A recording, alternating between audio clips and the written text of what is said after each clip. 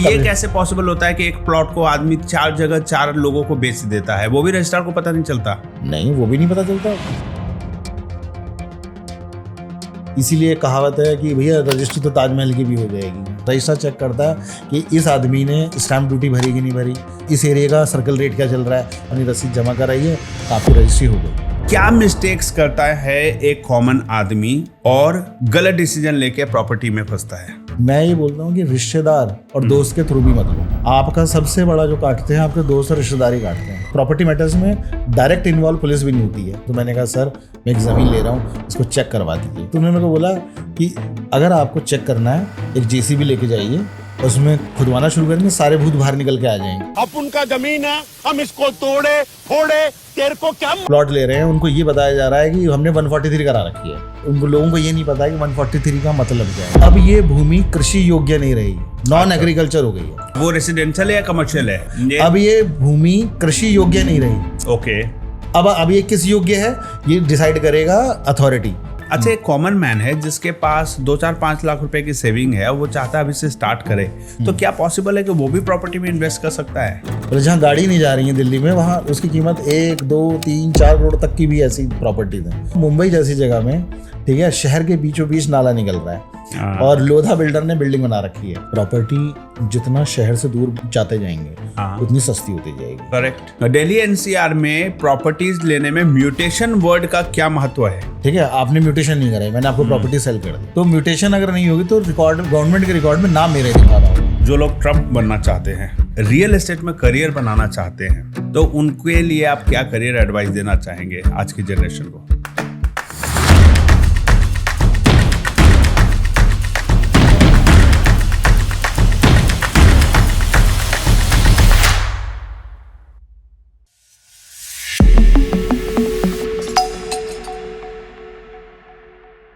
नमस्कार, आप सभी का स्वागत है द राहुल रंजन शो में, जहां हम मिलते हैं उन लोगों से जो अपनी एक्सपीरियंस, अपने लाइफ जर्नी और अपने स्ट्रगल्स की स्टोरीज के साथ लोगों के लाइफ को इंस्पायर करते हैं और अपनी एक्सपीरियंस वाले नॉलेज से लोगों के जीवन को बेहतर बनाने की कोशिश करते हैं। आज के पॉडकास्ट का टॉपिक है real estate, property investment, smart wealth creation, जिसमें अगर आपको सही नॉलेज ना होना तो आपके पूरी जिंदगी की कमाई गलत जगह फंस सकती है और आप बर्बाद हो सकते हो। और अगर सही नॉलेज है तो आप स्मार्टली बहुत ज़्यादा आगे बढ़ सकते हो, अपने वेल्थ को कई गुना बढ़ा सकते हो। इस टॉपिक पे बात करने के लिए हमारे साथ हैं मिस्टर वरुण, जो कि एक एक्सपीरियंस रियल एस्टेट कंसल्टेंट है, डेकेड्स का एक्सपीरियंस है और प्रॉपर्टी फेथ विद वरुण के फाउंडर भी हैं। तो आज हम इनके एक्सपीरियंस को डिकोड करने वाले हैं आप लोगों के फायदे के लिए। तो सीधे चलिए बात करते हैं प्रॉपर्टी के टॉपिक पे डिटेल्ड में। वरुण जी, बहुत बहुत स्वागत है मेरे podcast the Rahul Ranjan show में। Thank you Rahul ji, thank you very much. Okay, तो वरुण जी, सबसे पहले हम बात करते हैं, प्रॉपर्टी में तो बहुत पैसा है ही, एवरीबडी नोज इट, है ना? एक प्रॉपर्टी में डील करने वाला आदमी अमेरिका का प्रेसिडेंट बन के बैठा हुआ है, तो इससे बढ़िया एग्जाम्पल कुछ हो ही नहीं सकता कि प्रॉपर्टी की क्या ताकत है जी। हम बड़े बड़े ब्रांड्स को जानते हैं who have created difference in real estate, लेकिन क्या होता है ना, एक आम आदमी है, वो प्रॉपर्टी लेने के लिए ना बहुत बहुत सोचता है, क्योंकि उसके पूरे जिंदगी की कमाई होती है और वो चाहता है कि अपना एक घर बनाना। हर इंसान का एक सपना है कि घर बनाना है अपना, या घर खरीदना है। दिल्ली एनसीआर की बात करें तो फ्लैट खरीदना है। छोटे शहरों में टियर 2 टियर 3 में फ्लैट का कल्चर कम है, घर बनाने का ज़्यादा है। तो इसमें मेजरली आप जो दिल्ली एनसीआर की पहले बात करते हैं, नोएडा, गुड़गांव, गाजियाबाद, फरीदाबाद, दिल्ली एनसीआर, यहाँ पे मेजरली क्या मिस्टेक्स करता है एक कॉमन आदमी और गलत डिसीजन लेके प्रॉपर्टी में फंसता है? देखिए, अभी एक बहुत ही रिसेंट जो मेरे को किस्सा याद आ रहा है। ठीक है, मेरे पास एक मेरे जानने वाले आए। जानने वाले क्या थे, एज एन इन्वेस्टर ही थे जो मेरे थ्रू इन्वेस्ट करना चाहते थे। ओके। तो 2-3 दिन पहले आए थे वो, और उन्होंने मेरे को एक चीज़ भेजी थी, एक आर्टिकल भेजा था न्यूज़पेपर का, फ्रंट पेज का। और because I was busy with my work with my family, तो मैं उसको पूरा गो थ्रू नहीं कर पाया। मैंने देखा और मैंने उसको रख दिया। फिर उसके अगले दिन वो आया कि अरे भैया हमने तो वहाँ बुकिंग कर दी। मैंने कहा बुकिंग कर दी? कहाँ कर दी? तो कह रहे जो आपको भेजा था। तो मैंने कहा भेजा था तो मैंने आपको जवाब थोड़ी ना दिया कि उसमें करनी है बुकिंग कि नहीं करनी। अच्छा। कह रहे कि आपने ना भी तो नहीं किया। तो मैंने कहा यार कहाँ है? मैंने फिर मैंने दोबारा से खोल के देखा तो उसमें लिखा था उत्तर प्रदेश सरकार से की स्वीकृत नीति के अंतर्गत, ठीक है, मतलब उसकी पॉलिसी के अंडर में हम लोगों ने अफोर्डेबल स्कीम निकाल दी हाउसिंग प्लान और उसमें 21,000 रुपए से आप बुकिंग कराइए। तो उन्होंने 2 बुकिंग कराई, ठीक है। और उन्होंने ये भी बोला कि ड्रॉ निकलने वाला है, ठीक है। तो वो मेरे सामने उसको मैंने कहा इसको जरा फोन लगाइए, ड्रॉ कब निकलने वाला है, क्या निकलने वाला। तो उसने बोला सर शाम को आज ड्रॉ निकलेगा। तो मैंने कहा ड्रॉ क्या निकालेंगे, तो आपको 100% दे ही देंगे, ठीक है। तो लोग जो है न्यूज़पेपर के, नेशनल न्यूज़पेपर के माध्यम से, ठीक है, सोशल मीडिया के माध्यम से योगी जी की फोटो लगा के या किसी भी प्रदेश लोगों को ऐसा लगता है कि गवर्नमेंट की स्कीम है। बिल्कुल गवर्नमेंट की स्कीम होते हैं प्राइवेट प्लेयर्स होते हैं, ठीक है। अब आपको वो कहीं जाके आउटस्कर्ट्स में कहीं भी आपको उसने एक सोसाइटी लॉन्च करी, उसके बाद वो जो भी उसका प्रोसीजर है 5-6 साल का, वो आपने उसको 21,000 रुपये दिए। 21,000 के बाद वो आपको एक ऐसी चीज में फंसा देगा कि आपको 10% 20% तुरंत जमा कराना होगा, ठीक है, जो कि अल्टीमेटली प्रॉपर्टी वो दे रहा था ना, प्रॉपर्टी दे रहा था। बट आप ये समझिए कि अगर वहाँ का रेट, ठीक है, जो रेट है नॉर्मली अगर वो 5,000 रुपये स्क्वायर फीट है, ओके, ठीक है, और वो चार्ज कर रहा है आपसे 7,000 रुपये स्क्वायर फीट, ठीक है। आपने स्कीम में एक बार फंस गए तो अब आपको 7,000 रुपये ही देना पड़ेगा उसको।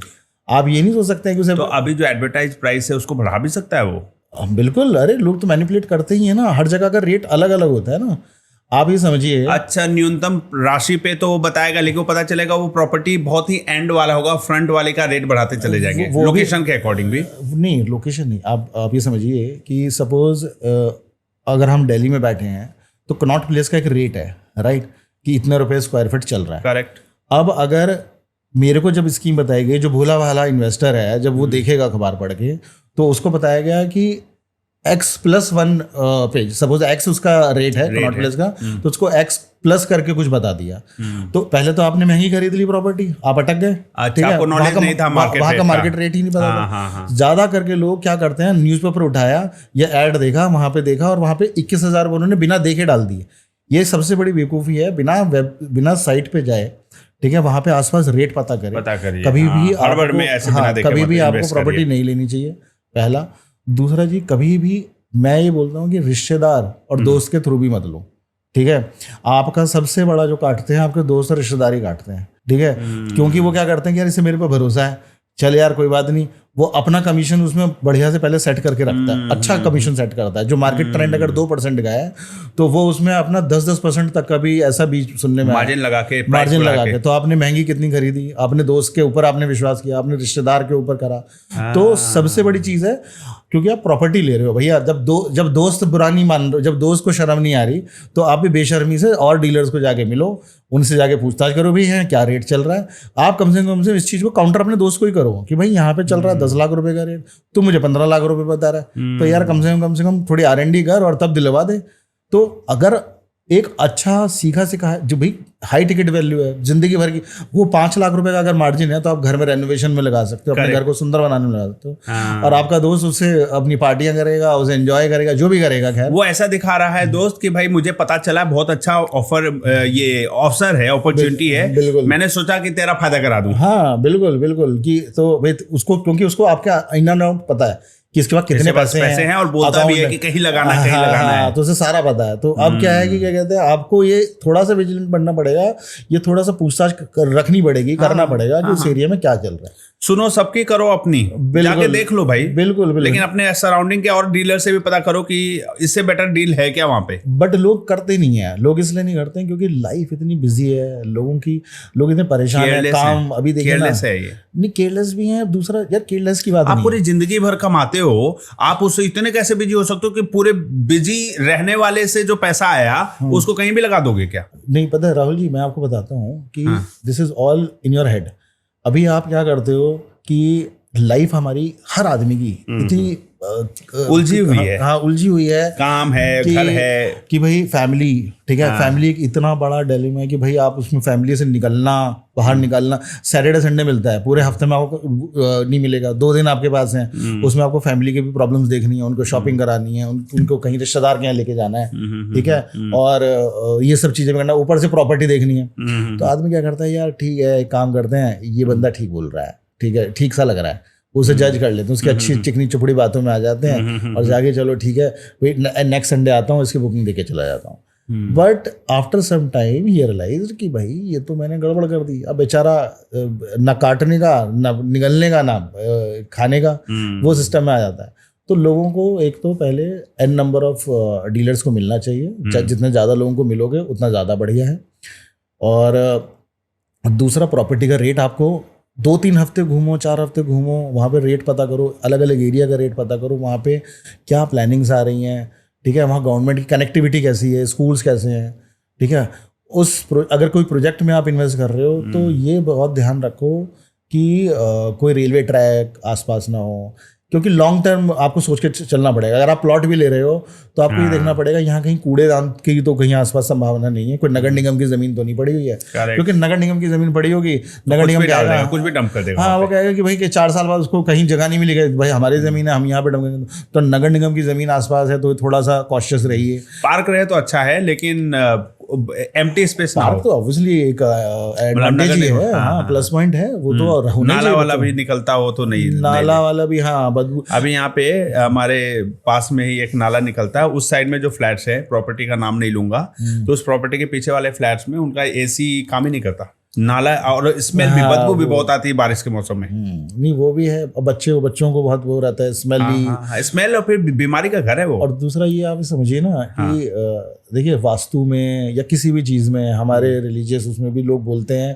कि एक पॉजिटिविटी कैसे लाओगे घर के अंदर। करेक्ट। पॉजिटिविटी होना घर के अंदर बहुत जरूरी है, बच्चों की पढ़ाई से लेके मियाँ बीवी के रिश्ते के लिए भी, ठीक है, हस्बैंड, तो एक पॉजिटिविटी घर के अंदर हमेशा बनी रहे।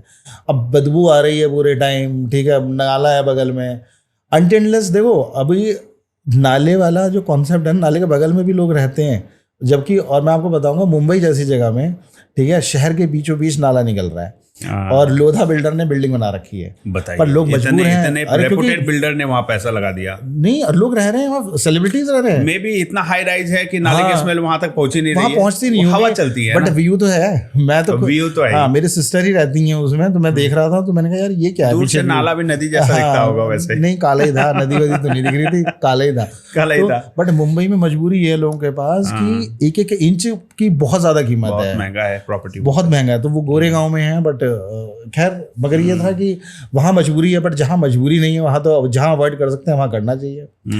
तो लोगों को ये सब चीजें देखनी है कि भाई घर के अंदर पॉजिटिविटी, अगर आपने गलत घर भी खरीद लिया ना, ऐसी नेगेटिविटी वाली जगह पे घर खरीद लिया, तो सबसे अच्छा इंपॉर्टेंट क्या है आपके लिए लाइफ में? पहले तो एक हेल्थ सबसे ज्यादा इंपॉर्टेंट है, घर की एक हैप्पीनेस भी इंपॉर्टेंट है, आपकी फैमिली की हैप्पीनेस ही सबसे इंपॉर्टेंट है। हाँ, ठीक है, हेल्थ होगा तभी हैप्पीनेस होगा। नहीं, अगर आप यहाँ से स्ट्रांग हो, यहाँ से खुश हो, तो आप काम पे भी जाओगे, काम पे जाओगे, मन लगे काम करोगे, पैसा कमाओगे, वेल्थ आएगी, करेक्ट, सब कुछ रहेगा, हेल्थ वेल्थ सब बना रहेगा। हाँ, अच्छी रोशनी हो, हवादार हो, अच्छा व्यू हो, 2-3 चीजें ही हैं, और पानी और बिजली का बढ़िया व्यवस्था हो। और लोगों को ये पता ही नहीं चल पाता, वो सोचते हैं कि यार मियाँ बीवी का झगड़ा तो हो ही रहा है, क्या इशू है, ठीक है, तो उन्हें ये नहीं पता कि इशू क्या है। वो ये सोच रहे हैं कि यार हम घर में रह रहे हैं, हमारे पास पैसा है, घर है, इशू समझ में नहीं आ रहा उनको कि कहीं ना कहीं बैक ऑफ द माइंड ये सारी चीजें भी आपको परेशान करती हैं। एब्सोल्युटली, उसकी वजह से आपका रिलेशन खराब होगा, आपके काम पे इम्पैक्ट पड़ेगा, बहुत सारी चीजें। तो एक अच्छा घर खरीदना, ये देखना कि भाई वहां पे कल को प्रॉब्लम्स ना हो, रेलवे ट्रैक की वजह से बच्चों को इश्यूज ना हो, तो ये देख लीजिए। कनेक्टिविटी देखनी चाहिए, ठीक है, अगर हम किसी बी टाउन में रह रहे हैं, बी सिटी में रह रहे हैं, तो कनेक्टिविटी की उस रोड पे वाहन चल रहे हैं कि नहीं चल रहे हैं, ठीक है, आपको मेट्रो है कि नहीं, नियर बाई बस स्टॉप है कि नहीं, रेलवे स्टेशन कितना दूर है वहां से, एयरपोर्ट कितना दूर है। बिल्कुल। हाँ, नहीं, अगर हम आम आदमी की बात करते हैं तो चलो एयरपोर्ट तो इतना ज्यादा वो नहीं है, बट बस अड्डा और रेलवे स्टेशन तो है। हाँ, रेलवे स्टेशन, मेट्रो, ये सब थोड़ा नजदीक होना चाहिए। हाँ। और रेगुलर वर्क पे जाने के लिए तो बस स्टॉप और मेट्रो स्टेशन बहुत इंपॉर्टेंट है एक मिडिल क्लास फैमिली के लिए। बिल्कुल। जो कार में घूम रहा है उसको कोई टेंशन नहीं है, हाँ, कार वाले को टेंशन नहीं है, बट देखिए ऐसा है ना कि लोग ऐसे फेरे में पड़े हुए हैं, ठीक है। आज हम देखते हैं कैमिलियाज गुड़गांव में 100 करोड़ का भी बिक रहा है, ठीक है। एक तरफ वो लोग हैं जिनका 20 लाख रुपए भी नहीं है घर खरीदने के, तो जिसने 20 लाख का ले लिया वही 2 साल बाद कहेगा अब मैं 50 वाला लूंगा। हाँ, ठीक है। हर आदमी ग्रोथ करना चाहता है in terms of status, in terms of wealth, in terms of properties. तो ये उस फेरे में पड़े हुए हैं लोग, ठीक है, जो कि अच्छी चीज़ भी है और बुरी चीज़ भी है। बट मेरा ये कहना है कि हाँ, लोगों को प्रॉपर्टी लेनी चाहिए, बहुत सोच समझ के लेनी चाहिए, और चीटर से सावधान रहें।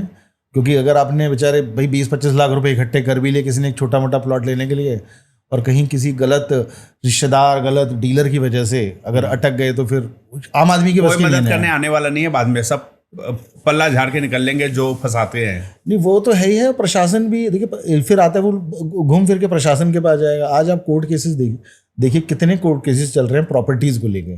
सिविल के इतने मुकदमे हैं, भाई भाई में मुकदमे चल रहे हैं, और मतलब ऐसे जितने भी फ्रॉडेंट्स वाले, पुलिस कंप्लेंट्स बहुत हैं, पुलिस के पास भी इतना टाइम है नहीं, ठीक है। क्योंकि मैं पिछले काफ़ी दिन पहले मैं कमिश्नर साहब से मिला था, पुलिस कमिश्नर गाजियाबाद के हैं, तो वो लोग खुद इतना ज़्यादा बिजी हैं, हमें देख के लगता है अरे पुलिस कमिश्नर है तो यार क्या इसमें गाजियाबाद करना है, इतने पुलिस वाले हैं तुरंत सॉल्व कर देंगे, ऐसा नहीं है। It is not possible for them also.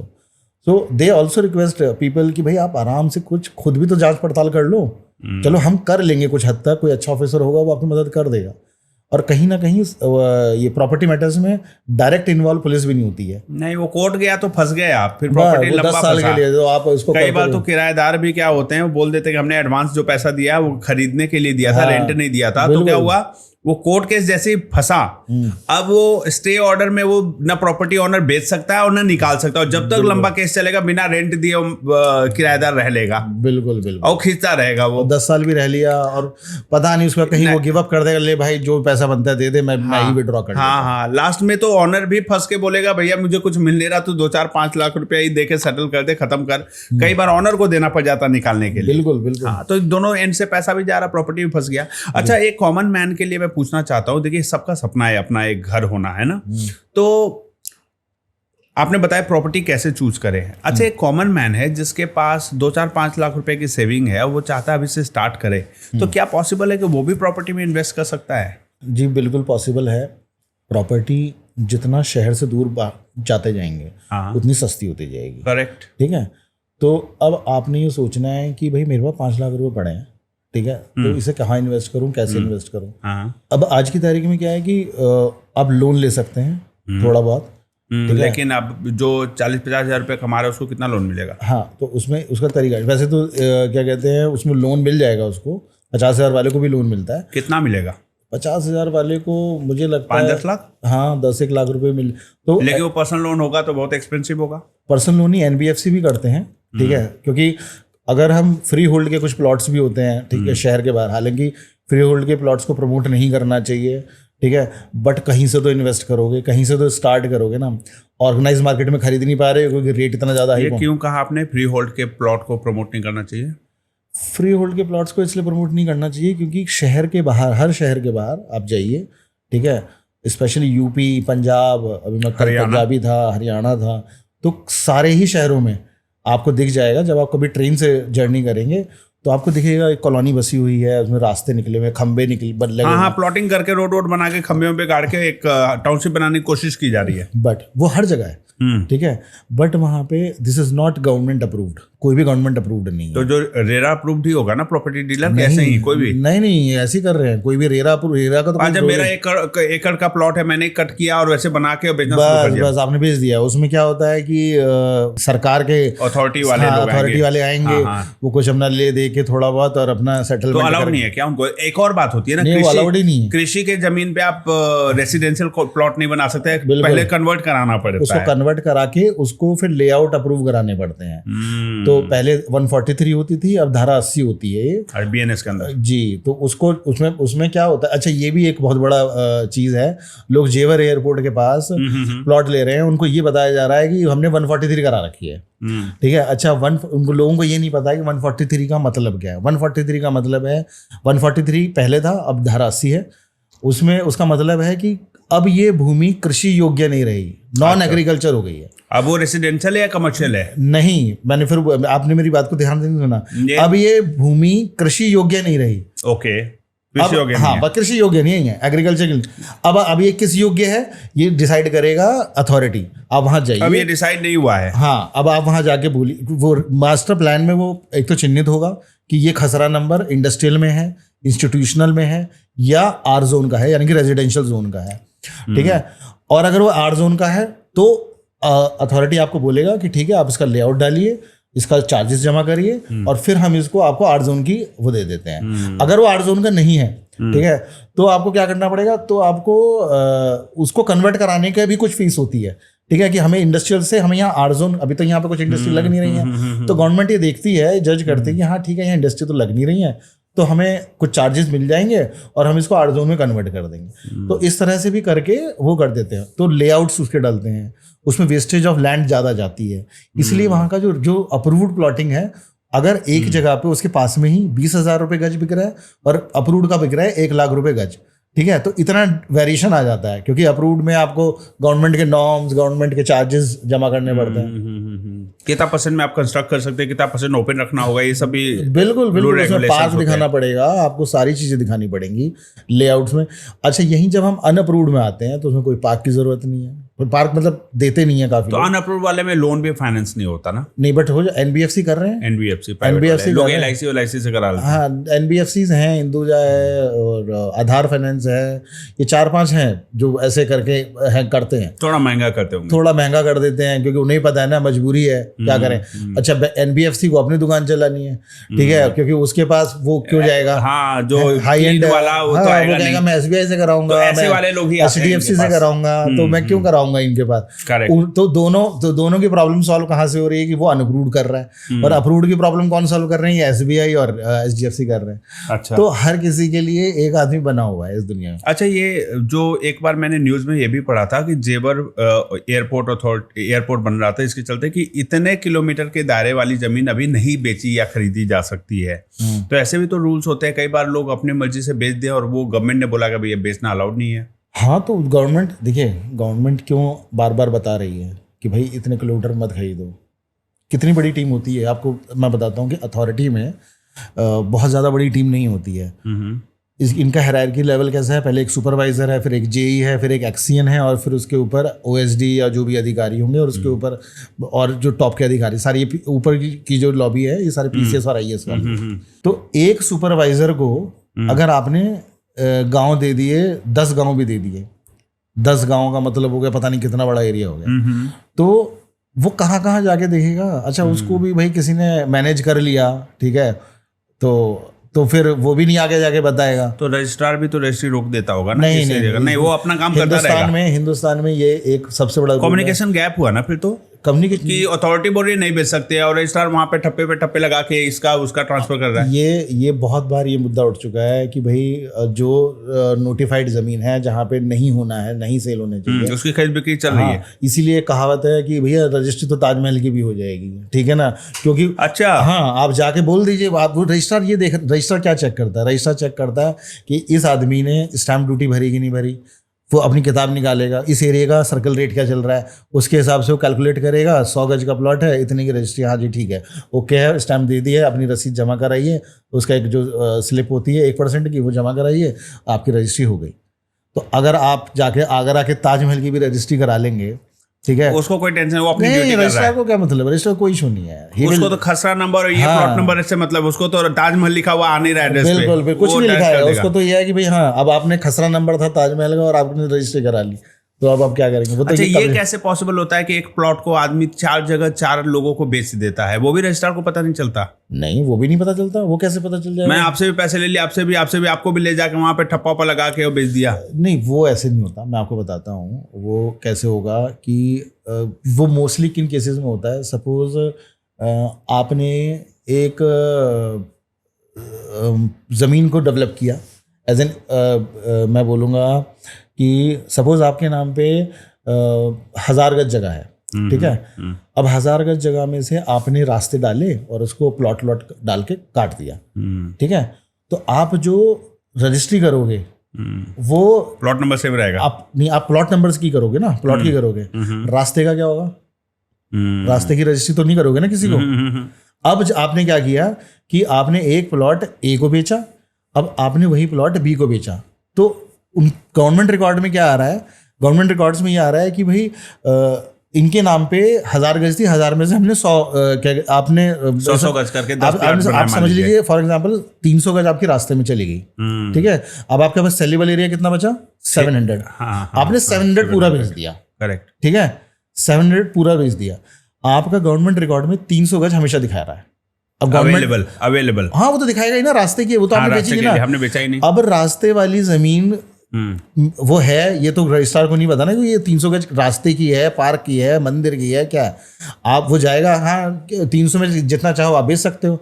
अब आपने क्या करा, जिसको ए को जो आपने प्लॉट बेचा था, आपने बी को भी वो बेच दिया। वो जो उसके नाम का प्रोपोर्शन दिखा रहा है 300 गज, वो उसमें से काट के उसको रजिस्ट्री कर देंगे, लेकिन वो अवेलेबल नहीं है। वो हाँ मौके पे अवेलेबल नहीं है ना, मौके पे वो रास्ते में, रास्ते में तो कोई भी नहीं बनाने देगा ना मकान।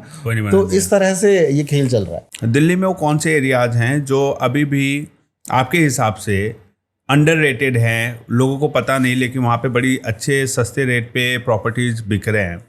और मेरे को दिल्ली का बहुत ज़्यादा आइडिया नहीं है, ठीक है, because I do all my working in Ghaziabad. अच्छा, ठीक है, गाज़ियाबाद एरिया में ज़्यादा करता हूँ, तो दिल्ली में तो मेरे को बहुत ज़्यादा आइडिया नहीं है। अच्छा, गाज़ियाबाद का ही बता दीजिए गाज़ियाबाद के दर्शकों के लिए, या दिल्ली के जो लोग गाज़ियाबाद में इन्वेस्ट करना चाहते हैं। हाँ, दिल्ली के जो लोग गाज़ियाबाद में करना चाहते हैं तो they can go to Muradnagar, ठीक है, जो कि गाज़ियाबाद के ही पार्ट माना जाता है, ठीक है। गाज़ियाबाद से कितने किलोमीटर की दूरी पे है? अगर हम सुना है मैंने मुरादनगर। अगर हम बस स्टैंड की बात करें, गाज़ियाबाद बस स्टैंड की, ओल्ड बस स्टैंड की, तो वहां से लगभग 12 से 14 किलोमीटर दूर है। ओके, ठीक है, नॉट वेरी फार, है ना। तो आप वहाँ कर सकते हैं। फिर उसके बाद थोड़ा और आगे चलेंगे तो मोदी नगर का एरिया आ जाता है, वहाँ पे यूनिवर्सिटीज़ बहुत हैं, ठीक है, और कॉलेजेस बहुत आ गए हैं, कनेक्टिविटी बहुत बढ़िया हो गई है। सीधा सराय काले खां से मेरठ तक अब RRTS चल रही है, जो हमारे मेरठ से तो हमारे बिहार झारखंड के लिए गंगा एक्सप्रेसवे आ गया, प्रयागराज तक ले जा रहा है। बिल्कुल। और हमारे प्रधानमंत्री मोदी जी ने RRTS का जो शिलान्यास किया था अभी कुछ दिन पहले, मेरठ के लिए किया है, मेरठ तक स्टार्ट कर दिया, इधर से सराय काले खां तक जा रहा है। मेरठ तक तो अब मेट्रो भी चल रही है। हाँ, मेट्रो भी चल रही है, बट RRTS तो गजब की चीज़ है। अब आप ये देखिए, सराय काले खां से आपको मेरठ पहुंचना है, ठीक है, पहले वो घंटों का रास्ता होता था। अच्छा, अब आपको मेरे ख्याल से 45-50 मिनट्स में आप वहाँ पहुँच जाएंगे। तो अब जब कनेक्टिविटी पहुँच गई है तो आपको यहाँ रहना चाहिए कि वहाँ रहना चाहिए। अब यहाँ 50 गज में, ठीक है, एक 15 फुट की, या मेरे ख्याल से 15 से भी कम 12 फुट के रास्ते में रहते हैं, वहाँ गाड़ियाँ भी नहीं जा सकती हैं। शादरा में ऐसी जगह है, मौजपुर और इधर, ठीक है। अब वो मगर जगह की कीमत कितनी है? उत्तम नगर की गलियों में देख लीजिए, जगहों की कीमत कितनी है? 2 करोड़ 3 करोड़ का, ठीक है। मतलब जहाँ गाड़ी नहीं जा रही है दिल्ली में, वहाँ उसकी कीमत 1, 2, 3, 4 करोड़ तक की भी ऐसी प्रॉपर्टीज हैं। तो भाई उसको निकालो, उसमें से जाके वहाँ बड़ा लो, बढ़िया खुला लो, एक पेट पाल लो, या जो नहीं पालना, ठीक है। क्या एवरेज कॉस्ट चल रहा है 1000 गज का प्लॉट का वहाँ मुरादनगर में? 1000 गज का वहाँ पे अगर हम बात करें तो आपको 2 करोड़ में मिल जाएगा, और आप यहाँ 100 गज में के आपको 3 करोड़ रुपए मिल रहे हैं। अच्छा, तो वो भी डिपेंड करेगा ना कितना रिमोट है मेन रोड से मुरादनगर में। कॉलोनीज, हाँ कॉलोनीज हैं, वैसे भी जमीन और रोड वगैरह चौड़ी है। हाँ, वो रेट टू उसके ऊपर वेरी करेगा। ये मैंने 2 करोड़ बोला, कहीं पे 25, कहीं पे 2.5 करोड़ हो जाएगा, कहीं पे 1.5 करोड़ हो जाएगा। वही कनेक्टिविटी और रोड कितनी चौड़ी है उसके ऊपर डिपेंड करता है। तो मेरा ये मानना है कि लोगों को ऐसी क्रम्बल्ड जगह पे रहने से बेटर है कि आप एक खुले जगह पे जाइए, अच्छी अपने लाइफस्टाइल को अपलिफ्ट करिए, बढ़िया रहिए, लाइफ को एंजॉय करिए, और उसमें से भी पैसे बच जाएंगे। उस पैसे से आप कहीं अपने और इन्वेस्ट करिए। जो भाई अब आपने 3 करोड़ की प्रॉपर्टी बेची, आपने 2 करोड़ की 1000 गज जगह खरीद ली, आपको 1 करोड़ रुपए और है, तो आप उसको कहीं ना कहीं और अच्छे से यूटिलाइज। लेकिन दिक्कत ये आती है ना कि वहाँ पे स्कूल्स की सुविधा जो दिल्ली में है वहाँ पे कितनी अच्छी है, उस एरिया में अच्छे हॉस्पिटल्स ऑब्वियसली होगी भाई। अगर हम बात कर रहे हैं कनेक्टिविटी की, तो आप ये समझ लीजिए वहाँ पे स्कूल, कॉलेजेस, पॉपुलेशन है तो हाँ बिल्कुल। मैं आपको जैसे एरिया में बता रहा हूँ, वहां से 3 तो DPS ही हैं, दिल्ली पब्लिक स्कूल है। ओके, हाँ 3 DPS हैं विद इन 5 किलोमीटर। तो आप ये समझिए कि कनेक्टिविटी सब कुछ है, अच्छे हॉस्पिटल्स हैं, सारी चीजें हैं। तो मेरा ये कहना है कि लोगों को अपलिफ्ट करना चाहिए। नोएडा में एक एरिया है जहाँ पे बड़े फार्म हाउसेज बिकते हैं, 1000 गज के, 2000 गज के, 5000, आपकी कैपेसिटी के हिसाब से आप बड़े बड़े प्लॉट ले सकते हैं। तो कभी मैं आते जाते देखा था इतने में 50 लाख में 1000 गज या 998 यार्ड्स का प्लॉट। मैंने सोचा लेट्स हैव अ लुक, इतना सस्ता कैसे है भाई, 50 लाख में 1000 गज, और नोएडा कितना दूर है फार्म हाउस के लिए। तो एक बार गया तो पहली बार में तो बड़ा अच्छा लगा। वो एक सैंपल फ्लैट दिखा देते हैं जिसमें स्विमिंग पूल है, एक बढ़िया फ्लैट है, उस तरीके का। फिर आ गया 2-3 बार, फिर 1-2 महीने के बाद एक बार और गया, दूसरे डीलर से मिला तो उसने इसकी खामियां बताई, इसके पास गया तो उसने इसकी खामियां बताई, सब समझ के ये पता चला फिर कुछ टाइम वेट करने पे कि भाई वो यमुना फ्लड लेन में आता है, बुलडोजर चले भी हैं और कई टूटे भी हैं, डूब क्षेत्र में है वो, है ना। तो इसको करके बेचते हैं। फिर किसी और ने जब बताया, 2 लोगों से आप बात करेंगे ना, वो इसकी कमियां बताएगा तो आपको नॉलेज होगा, और ये इसकी बता देगा, तो दोनों में ही कमियां होती हैं। तो बता रहा है उसका म्यूटेशन नहीं होता है, आप पता कर लो। तो मुझे ये बात तब पता चली कि प्रॉपर्टी लेने में रजिस्ट्री तो हो जाती है, लेकिन म्यूटेशन नाम का एक कुछ है जो बहुत इंपॉर्टेंट है। दूसरा, उस प्रॉपर्टी पे उधर बिजली, क्योंकि वो फ्लड लेन में है, डूब क्षेत्र में है, तो वहाँ बिजली का भी कनेक्शन नहीं था। ये लोग चोरी से चला रहे थे हरियाणा से लाके। बाद में एक ब्रदर जेल में भी गए जब पता चला करोड़ों का बिजली की चोरी थी, वो भी पैसा खिला के सेटिंग किया होगा। और वहां पे तब पता चला कि सोलर से सिस्टम से ही लोग अपने घर चला रहे हैं, हाँ, या जनरेटर से या तो चला रहे। तो लॉन्ग टर्म में रहने के लिए तो ये बिल्कुल पॉसिबल नहीं है। तो मैं आपसे ये जानना चाहता हूं कि दिल्ली एनसीआर में प्रॉपर्टीज लेने में म्यूटेशन वर्ड का क्या महत्व है और क्या इंपॉर्टेंस है? देखिए, म्यूटेशन को हिंदी में दाखिल खारिज भी बोलते हैं। ठीक है, होता क्या है कि जब एक रजिस्ट्री हम कराते हैं तो रजिस्ट्रार क्या है, ये तो रजिस्टर्ड हो गया कि वरुण ने राहुल को प्रॉपर्टी बेच दी, करेक्ट, ठीक है, तो ये हो गया। अब एक गवर्नमेंट के रिकॉर्ड्स होते हैं जिसको बोलते हैं खसरा खतौनी, ठीक है। गवर्नमेंट कैसे निकाले, गवर्नमेंट के पास जो रिकॉर्ड बुक है वो खसरा खतौनी है, वो ऑनलाइन भी आप खोल सकते हो, बहुत अच्छी वेबसाइट्स हो गई हैं अब तो, बहुत मतलब जल्दी वर्क करती हैं। पहले क्या होता था, हैंग हो जाती थी, तो सर्च हो जाता है उसमें। हाँ, वहाँ पे आप प्रॉपर्टी को सर्च कर सकते हैं। आप जब आप सर्च करेंगे तो उसमें जब अगर आपने म्यूटेशन नहीं करा रखी है, ठीक है, आपने म्यूटेशन नहीं कराई, मैंने आपको प्रॉपर्टी सेल कर दी, राहुल रंजन जी ने प्रॉपर्टी वरुण से ले ली, ये तो वो रजिस्ट्री का कागज बता रहा है। बट गवर्नमेंट के कागजों में अगर कल को कोई और चेक करेगा कि ये जमीन किसके नाम है, ये प्रॉपर्टी किसके नाम है, तो वो उसमें नाम मेरा ही दिखाएगा जब तक आपने दाखिल खारिज की फीस नहीं जमा करी है, जो भी उसका एक फीस होता है शायद, वो वकील ही कराता है। तो जो रजिस्ट्री करा रहा है वही म्यूटेशन, हाँ म्यूटेशन। तो म्यूटेशन अगर नहीं होगी तो रिकॉर्ड, गवर्नमेंट के रिकॉर्ड में नाम मेरा ही दिखा रहा होगा। आप दोबारा बेच सकते हैं, फिर आप दोबारा बेच तो रजिस्ट्री दोबारा दूसरे को भी कर सकते हैं, अगर वहां पे तो रिकॉर्ड में है ही नहीं। हाँ, वहां पे रिकॉर्ड फाइलों में दब गया, हाँ रिकॉर्ड में नहीं है। बट अब वही है कि कर भी देते हैं लोग, ये भी एक रीजन है। डिजिटली कोई रिकॉर्ड बनता है जब आप रजिस्ट्री कर रहे थे मुझे, तो हाँ, क्या वहां पे कोई रिकॉर्ड बना कि आप ऑलरेडी रजिस्ट्री कर चुके हैं ताकि आप दूसरे को ना करें? नहीं, ऐसा है, डिजिटली तो इन लोगों के पास पूरी रजिस्ट्री को ये स्कैन करके अपने पास रखती है गवर्नमेंट। अभी पहले रखती थी कि नहीं रखती थी, अब रखने लग गई क्योंकि फ्रॉड्स बढ़ गए हैं। अब तो गवर्नमेंट ने और भी बहुत अच्छी चीजें करी हैं, जैसे कि ओटीपी जो है, ओटीपी सिस्टम ले आए हैं। आधार से लिंक, हाँ, सारे इनफैक्ट आधार से, और जो गवाह लग रहे हैं उनके भी फोन पे ओटीपी जाएंगे जस्ट टू वेरीफाई कि भाई ये यही आदमी है कि नहीं है। पहले गलत आदमी से किसी का फोटो, किसी का कौन आदमी, वो कैमरे में थोड़ी ना समझ में आता है, इतना छोटा सा बहुत बेकार रेजोल्यूशन का कैमरा वहाँ लगा हुआ है, ठीक है, उसे कैसे पता चलेगा? फोटो हल्की सी भी धुंधली है, वो कहता है हाँ यही आदमी है, चलो ठीक है, टप्पा मारो। तो ये है, तो म्यूटेशन जो है ये एक इम्पॉर्टेंट चीज़ तो है ही है, क्योंकि म्यूटेशन नहीं हो रहा है तो उस प्रॉपर्टी को नहीं खरीदना चाहिए। हाँ बिल्कुल, भाई म्यूटेशन नहीं हो रहा है तो उसका रीजन तो पता करना पड़ेगा ना, क्यों बैन किया है गवर्नमेंट ने, हाँ, म्यूटेशन नहीं हो सकता। हाँ, क्यों नहीं उसको म्यूटेशन हो रहा है? कहीं वो पट्टे की तो नहीं है, ठीक है, पट्टे की ज़मीन भी होती है कुछ। पट्टे का क्या मतलब होता है? पट्टे की ज़मीन होती है, ऐसा हुआ था, मैंने भी अपने एक SDM साहब से समझा था। तो ये पट्टे की ज़मीन क्या होती थी कि पहले क्या होता था कि जो आदमी सक्षम होता था, ठीक है, जो आदमी करने में, मतलब कि भाई जिसके पैसे भी हैं, घर भी सही चल रहा है, ठीक है, तो ये तो कुछ एक कैटेगरी तो ये हो गई। एक होती थी कि यार इसके पास बेचारे के पास कुछ भी नहीं है, ना ज़मीन है, ना इसके पास पैसे हैं, ना इसके पास हुनर है, ना इसके पास घर है, ठीक है। और तो गवर्नमेंट एक आदमी को अपॉइंट करती थी कि भाई तुम जाओ, देखो इसने अप्लाई किया है कि इसे कुछ जीवन बसर करने के लिए कुछ ज़मीन चाहिए, तो उसको अपना जीवन व्यापी करने के लिए कि भाई अपना ये बोएगा और खाएगा और अपने जीवन को चलाएगा, इसके लिए कुछ ज़मीन दे दी जाती थी। ठीक है, इसको लीज वाला बोलते हैं, पट्टे को आप समझिए लीज। गवर्नमेंट ने बोला ज़मीन तो हमारी है मगर यार तुम कर लो, कोई बात नहीं। एसडीएम साहब ने बोला कि हाँ यार वो प्रॉपर्टी ऑनर नहीं रहा। हाँ कि आप आदमी जेन्युइन है भाई, क्या कहते हैं इसके, हमने चेक कर लिया है, इसके घर में बिल्कुल कुछ नहीं है, ये खाली है एकदम।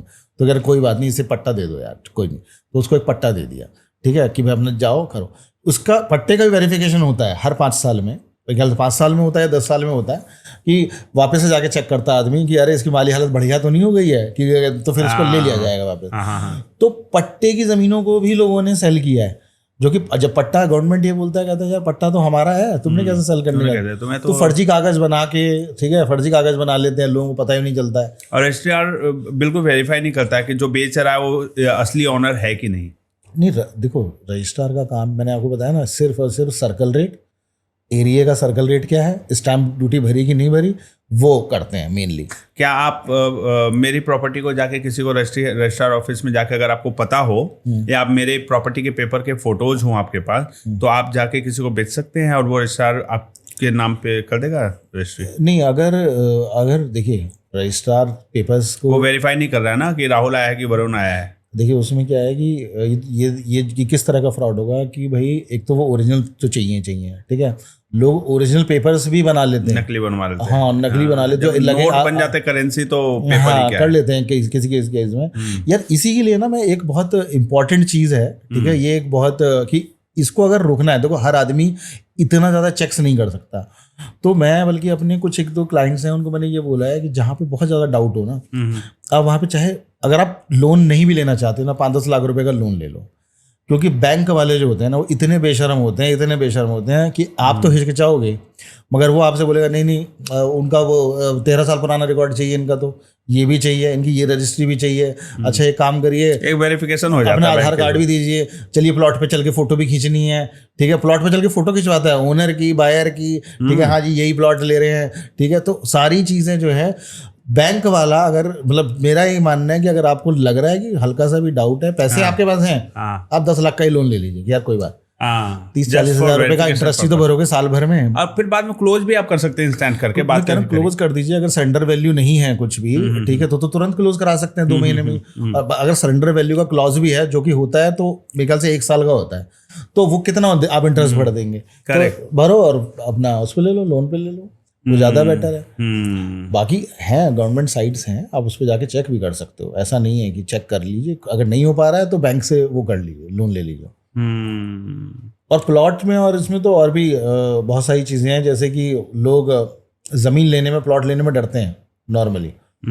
अब राहुल जी ने एक प्लॉट मेरे से ले लिया, राहुल जी ने सारी चीज़ चेक कर ली, तो राहुल जी ने प्लॉट जब लिया तो उन्होंने पेपर्स तो चेक कर लिए, सब कुछ चेक कर लिया, मौके पे मैंने दिखा दिया, मैंने कहा देखिए राहुल जी ये वाला प्लॉट है ये, तो उसमें कोई दिक्कत? तो राहुल जी ने कहा हाँ यार सारी चीज़ें ओके लग रही हैं, वरुण एकदम ट्रस्टवर्दी लग रहा है, तो ज़मीन भी मौके की है, यहाँ पे ट्रेन भी बढ़िया जा रही है, और ये सोना देगी अगले 2 साल में, 4 साल में बढ़िया पैसे डबल कर जाएगी।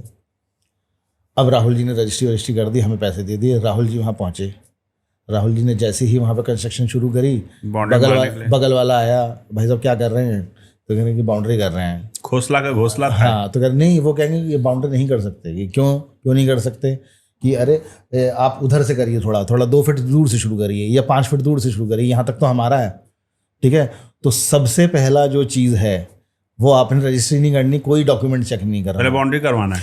हमारे को मैं एक एडीएम साहब के साथ बैठा था, ठीक है, उनसे मैं यही क्वेरी लेके पहुंच गया था, वो उस एरिया के एडीएम थे, तो मैंने कहा सर मैं एक ज़मीन ले रहा हूँ, इसको चेक करवा दीजिए।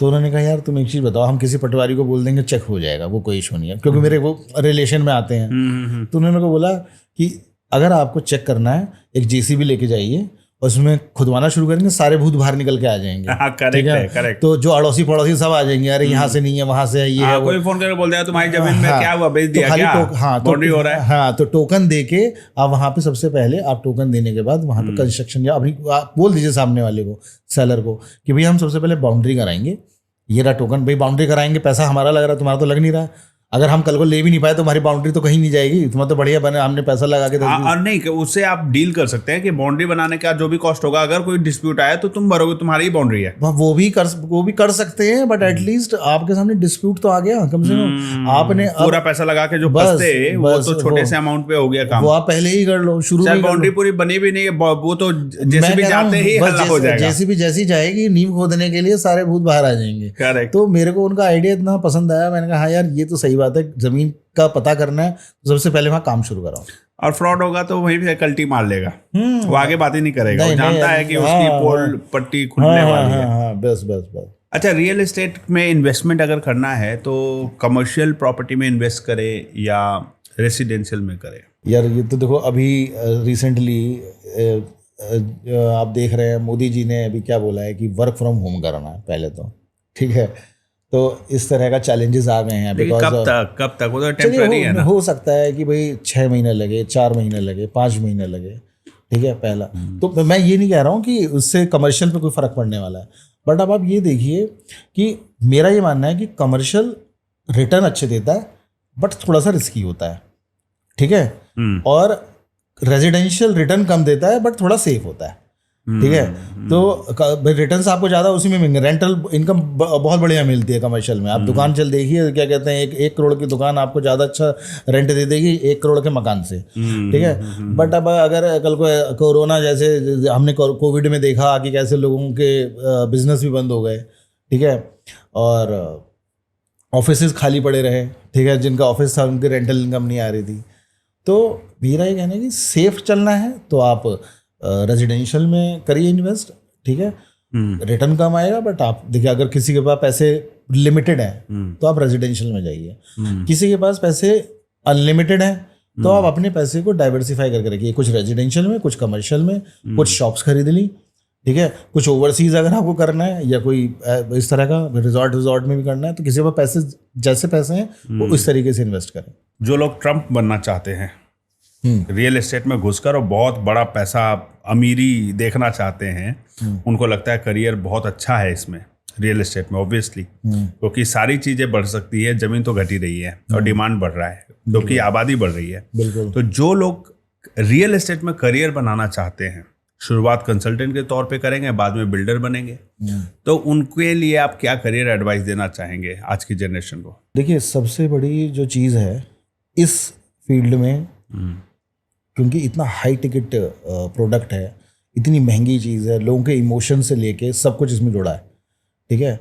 तो और जहाँ तक मैंने ऑब्जर्व किया, मैं भी मार्केट में रहता हूँ, लोगों से मिलता हूँ, डीलर से काफ़ी मिलता हूँ, डीलर नेटवर्क से, 100 में से 98 बेईमान है, 2% ही मिलेंगे जो ये समझ के। तो मेरा ये मानना है कि जिसको नया ये करियर ऑप्ट करना है, पहले तो भाई लोग दलाल बोलेंगे, ये बोलेंगे, डीलर बोलेंगे, ये सब चीज़ें छोड़ दो, ठीक है ना। लोग खाने को रोटी नहीं देते हैं तुम्हारे घर पर आके, तुम परेशानी में होते हो तो सब तुम्हारा मजाक जरूर डालेंगे मगर कोई आपको खाने के लिए देने नहीं वाला है। कल वही डीलर बन के और जब मर्सिडीज पे घूमोगे तो वही सलामी भी मारेंगे कि भाई बढ़िया काम कर रहा है। और मगर ये काम हमें, ये देखो, खाली बेईमानी से पैसा नहीं कमाया जाता, ईमानदारी से बहुत बढ़िया पैसा कमा सकते हो अगर वो 2% की कैटेगरी में आ गए आप, ठीक है। अगर आपको इसमें करियर बनाना है और ईमानदारी से, लगेगा आपको टाइम लगेगा, चैन की नींद तो तभी सो पाएंगे जब ईमानदारी से काम किया हो। नहीं, और 1-2 साल लगेंगे, मगर फिर जो आप बनोगे ना वो इतने सॉलिड बनोगे क्योंकि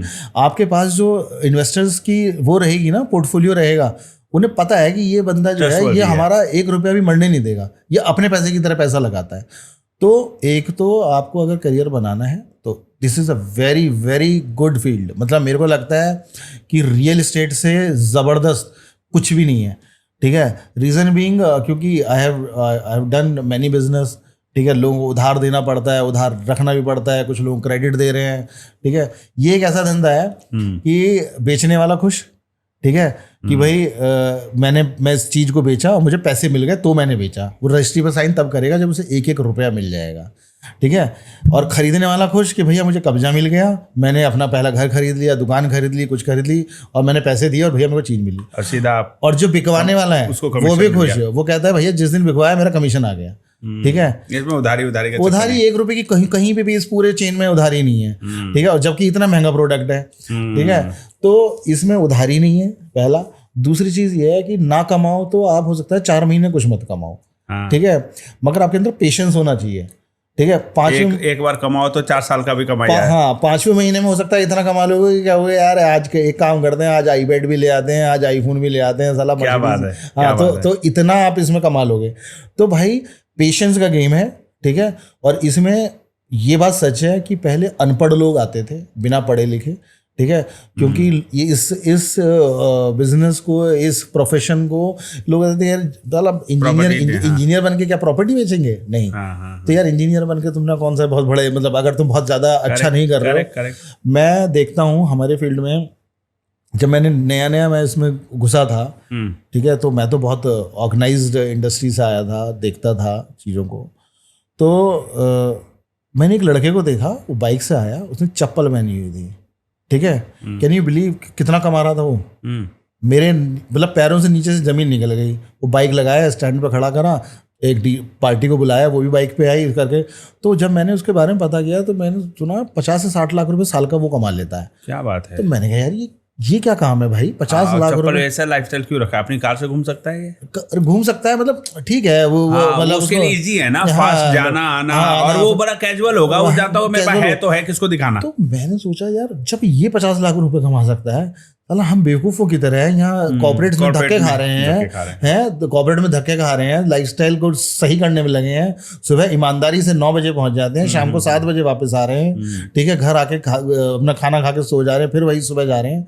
और ये सिर्फ और सिर्फ संडे को 2-4-5 घंटे काम कर रहा है और साल का 50 लाख रुपए कमा रहा है। क्या बात है, क्या बात है। तो अब आप ये समझिए 5 लाख, मतलब कितना हो गया, 4-4.5 लाख रुपए जो भी महीने का है, बड़ी बात है। हाँ, तो वो पूरे हफ्ते भर वो अपने घर पे बैठ के कॉलिंग करके सारे अपॉइंटमेंट्स बनाता होगा, और जब पार्टी लोग फ्री हुए, जब जॉब से या बिजनेस से, संडे को बुलाया, साइट सीइंग कराया, और वो 10 साइट सीइंग करा के अपने 4 बंदे भी रख सकता है। He is active entire week, मतलब वो उतना एक्टिव नहीं होना है। हाँ, कोई ऐसी प्रोफाइल नहीं चाहिए, ज्यादा दिखाना होता है ना कोई ऐसी प्रोफाइल। अच्छा, ये प्रोफेशन डिमांड ही नहीं करता कि आप सुबह 9 बजे पहुंचो, क्योंकि यार क्लाइंट ही नहीं आते हैं। क्लाइंट अपने छुट्टी वाले दिन आएगा, पहले तो आएगा भी तो वो भी 11-12 बजे, अगर उसने छुट्टी मार भी ली है तो 12-1 बजे के आसपास आ जाएगा। और कितने आएंगे, मतलब वीकडे में तुम्हें ख्याल से कम आते हैं, फोन पे बात करके ही आएंगे अकॉर्डिंग टू टाइम शेड्यूल। और सोचिए क्या कहते हैं, इनके इंसेंटिव बहुत अच्छे होते हैं। अगर आप किसी अच्छे बिल्डर के साथ काम कर रहे हो, अच्छा, तो वो इंसेंटिवाइज, अभी मैं पीछे देख रहा था किसी बिल्डर ने कार भी दी है, ठीक है, डीलर्स को। तो आप ये समझिए कि उनको अच्छे हाई एंड कार्स दे रहे हैं, फरारी भी दी है किसी ने। तो अब ये समझिए कि इसमें कितना पैसा है। तो इसका मतलब है कि जो भी करियर बनाना चाहते हैं वो जाके डायरेक्टली बिल्डर से मिले, बोले कि मैं आपका प्रोडक्ट बेचना चाहता हूँ, आप मुझे बताओ क्या रेट है, क्या प्रोडक्ट है, और अपने सोशल मीडिया के जरिए प्रमोट करे और नेटवर्क के जरिए प्रमोट करे। हाँ, इसमें बिल्कुल वो जाके डायरेक्ट डेवलपर, खुद भी कॉलिंग करके डेटाबेस पे कॉलिंग करके बेच सकता है। जब डेवलपर को भी तो प्रॉब्लम सॉल्व करनी है ना, उसको जल्दी माल बेचना है, ठीक है, जितने ज्यादा लोग आए सपोर्ट करने उनके लिए अच्छा है। बट ये है कि मैं थोड़ा सा इस चीज को एम्फेसाइज करना चाहता हूँ कि आप बेसिक चीज़ों को बिल्कुल मत भूलिए। एक तो ईमानदारी रखनी है, आपने कभी भी कोई झूठ नहीं बोलना है, ठीक है। बिल्डर बोलेगा नहीं यहाँ पे हम स्विमिंग पूल जो है 500 स्क्वायर फीट का नहीं 400 का देंगे, बट बताना मत, ठीक है, ब्राउचर में लिखा है। तो आप अपने जो क्लाइंट है उन्हें 400 का ही बताइए कि सर ये जो है इसने 500 का बताया, मगर 400 मिलेगा। अच्छा। आपको लेना है तो आप ले लीजिए, वो तब भी लेगा अगर उसको लगेगा ना कि नहीं यार मेरी बेसिक बता के चल रहा है पहले से। हाँ, तो डिस्प्यूट होने के चांसेस नहीं है। छोटी के लिए झूठ नहीं बोलना चाहिए डीलर को। अगर आप अच्छे रियल एस्टेट एजेंट हैं तो आपको झूठ नहीं बोलना है, सबसे पहला रूल है इसका। दूसरी चीज ये है कि हर किसी को रिस्पेक्ट देनी है, चाहे वो बायर कैसा दिख रहा है अपीयरेंस से नहीं, कोई मत जज करो। मैं कह रहा हूँ कि कई लोग ऐसे आते हैं कुर्ते पजामे में, गंदा कुर्ता, आप किसान है, आपको लग रहा है कि पैसे नहीं होंगे, जज कर लिया। अब नोएडा का, ग्रेटर नोएडा का किसान है, उसके कपड़े अगर गंदे हैं तो आप उसे जज कर लोगे कि वो कितने का आदमी है। वो खड़े खड़े बिल्डरों को खरीद देगा, ऐसे ऐसे करके किसान है। तो भाई अगर वो आपके ऑफिस आ गया तो आप सोचोगे यार ये चप्पलों में आया है, इसकी बाइंग कैपेसिटी है नहीं है। उसकी जमीन के रेट तो पता कर लो भाई, उसकी जमीन के रेट इतने हैं जितने की एक बिल्डिंग नहीं है। तो ऐसे ऐसे भी किसान है। तो कभी भी किसी का अपीयरेंस भी नहीं जाना। और अगर आप एक मर्सिडीज से उतरने वाले को चाय कॉफी ऑफर करते हो तो उसको भी उतना ही वही ट्रीटमेंट मिलना ही चाहिए। सरकारी बैंक की तरह नहीं कि भाई आए कोई पूछे वीआईपी आदमी आया तो बढ़िया ट्रीटमेंट। तो बस तो ये एक बहुत इंपॉर्टेंट चीज़ है। पूरी शिद्दत से ईमानदारी से काम करो। और जो हो गया, जो जैसा हो गया, मेरा ये कहना है कि वो हो गया, ठीक है ना। आपने अपनी लाइफ को चेंज कर सकते हो तो कर लो। ये ऐसा धंधा है बिना इन्वेस्टमेंट के। हाँ, इन्वेस्टमेंट है छोटी मोटी, अगर आप एक छोटा ऑफिस ले लो तो और बढ़िया है, छोटी सी शॉप ले लो, छोटी ले लो, ठीक है, जहाँ पे आपका बैठने का तरीका हो, वहाँ क्लाइंट को कहीं तो बुलाओगे, ठीक है, कि सर चाय पानी के लिए कहीं तो पूछोगे, तो एक छोटी सी जगह होनी चाहिए आपके पास। और अपना एक विजिटिंग कार्ड बना लो, जब जाओगे डेवलपर्स के पास तो थोड़ा सा एक प्रेजेंटेशन के साथ आप उनको बता सकते हो कि मैं ऐसे ऐसे काम शुरू किया है। फिर उसके बाद और भी सोर्सेज हैं, कैसे क्लाइंट्स को लाना है, कैसे क्या करना है, ये तो मतलब इट्स अ कंप्लीट एंटायरली अनुभव होना चाहिए। बिल्कुल, वो धीरे धीरे करके होगा। लोगों से, डीलर से मिले, डीलर मार्केट में बैठे डीलर से मिलना चाहिए। तो आप कहते हैं कि अगर जो बिजनेस में आना चाहता है, रियल एस्टेट में करियर बनाने के लिए, तो कभी किसी रियल एस्टेट कंपनी से ज्वाइन करके साल भर काम करके थोड़ा अनुभव ले ले, फिर अपना काम शुरू करे, ज्यादा अच्छा होगा। वो भी कर सकते हैं, बिल्कुल, वो अच्छा है। अगर एक्सपीरियंस ले सकते हैं तो ले ले, नहीं अगर कहीं अच्छी कितना ठोकर खा के सीखेंगे, बेटर है कि उस एप्लीकेशन में प्रैक्टिकली काम करके सीखा जाए। यार इसमें देखो ऐसा है कि अब कहीं अगर अच्छी कंपनी में नहीं हो पा रहा है बाई चांस, मतलब कोई अब कौन कौन से अच्छे ब्रोकिंग फर्म्स हैं, अगर उसमें आपको नहीं मिल पा रहा है, बिकॉज सी ये दुनिया क्या है ना, हम कितना ही बोल दें। मैं बोल रहा हूँ कि क्लाइंट को कैसे जज करना है, क्लाइंट को बिल्कुल जज नहीं करना है, क्लाइंट को जैसा आ रहा है अपीयरेंस पे नहीं जाना है। बट ये दुनिया कैसी है, अच्छे जो रियल एस्टेट एजेंट्स हैं ना, जो अच्छी ब्रोकिंग फर्म है, उन्हें भी एम्प्लॉयज़ वैसे ही चाहिए। अरे यार हमारे पास सिखाने का टाइम नहीं है, ठीक है, हम सिखाएंगे ऐसे 2 साल कम सिखाएंगे फिर करेंगे। अनुभवी लोगों को ही ढूंढते हैं। कोई बात नहीं, छोड़ दो, मारो गोली उनको, अपना काम खुद करेंगे, क्या इशू है। साल भर लगेगा, 6 महीना लगेगा, 8 महीने लगेगा, मगर तुम उनसे बेटर कर पाओगे।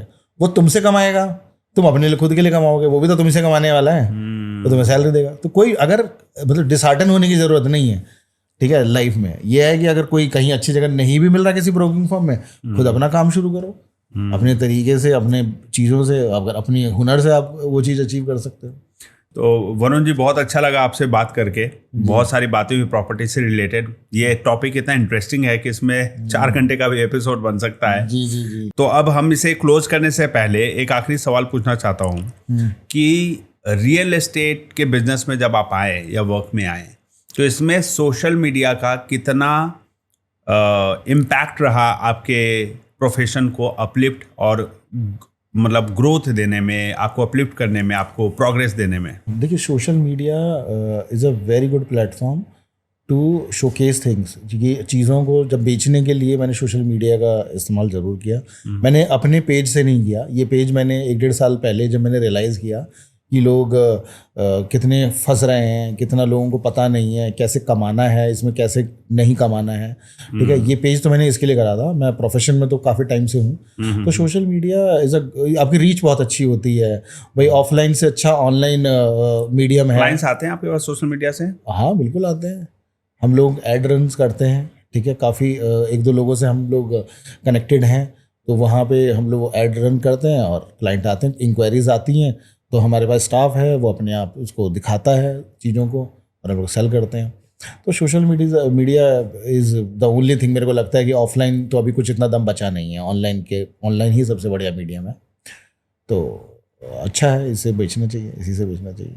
चलिए, before we end the podcast, do you have any message for the youth और people who are interested in buying properties?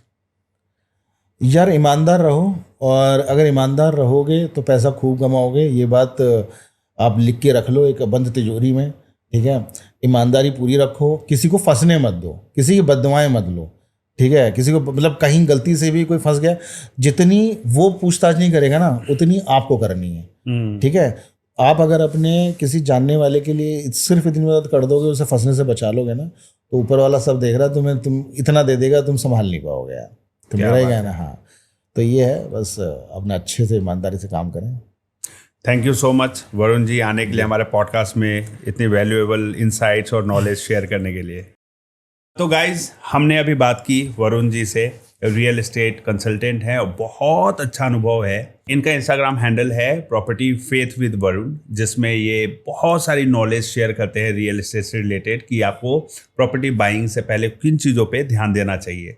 तो अगर आप प्रॉपर्टी खरीदना चाहते हैं तो उनके चैनल से कनेक्ट करें, अपने सवाल इनसे पूछ सकते हैं, he will be very happy to answer you.